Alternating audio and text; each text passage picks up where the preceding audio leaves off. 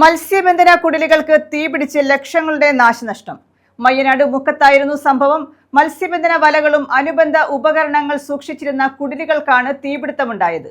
വലകളും ഉപകരണങ്ങളും പൂർണ്ണമായും കത്തിനശിച്ചു.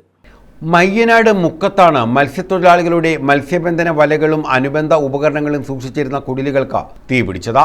മുക്കം സ്വദേശികളായ മുഹമ്മദ് സാലി, നസീർ, നുജൂം, അബ്ദുൾ റഷീദ്, സജീവ് എന്നിവരുടെ കുടിലുകളിലാണ് തീപിടുത്തമുണ്ടായത്.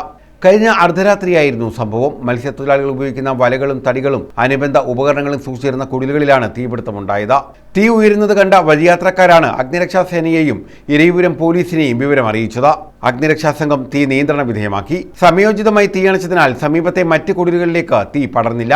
എന്നാൽ മത്സ്യബന്ധനത്തിനായി ഉപയോഗിച്ചിരുന്ന വലകളും ഉപകരണങ്ങളും പൂർണ്ണമായും കത്തിനശിച്ചു. ഇതോടെ മത്സ്യത്തൊഴിലാളികളുടെ ഉപജീവന മാർഗം താൽക്കാലികമായി നിലച്ച സ്ഥിതിയാണ്. ലക്ഷങ്ങളുടെ നഷ്ടമാണ് ഉണ്ടായതെന്ന് മത്സ്യത്തൊഴിലാളികൾ പറയുന്നു.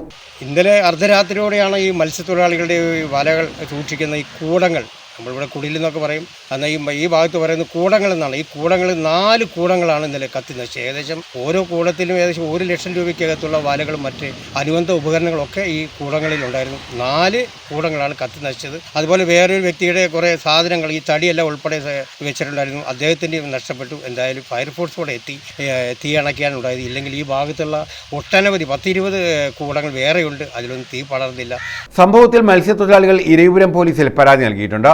സംഭവത്തെക്കുറിച്ച് പോലീസ് അന്വേഷണം ആരംഭിച്ചു. എന്നാൽ ഇന്നലെ രാത്രി ചെറിയ രീതിയിൽ മഴ ചാറ്റിൽ ഒക്കെ ഉണ്ടായിരുന്നു. അതിനുശേഷമാണ് തീപിടുത്തമുണ്ടായത്. എങ്ങനെയാണ് ഇവിടെ തീപിടുത്തമുണ്ടായതെന്ന് അറിയാൻ വയ്യ. ഇതുപോലെ ദുരൂഹതയുണ്ടോ ഒന്നും അറിയാൻ വയ്യ. എന്തായാലും ഇരവിപുരം പോലീസ് ഈ മത്സ്യത്തൊഴിലാളികളൊക്കെ ഈ കൂടങ്ങൾ നഷ്ടപ്പെട്ട, ഈ വലകൾ നഷ്ടപ്പെട്ടവരൊക്കെ ഇരവിപുരം പോലീസിൽ പരാതി നൽകിയിട്ടുണ്ട്. ന്യൂസ് ബ്യൂറോ, കൊല്ലം.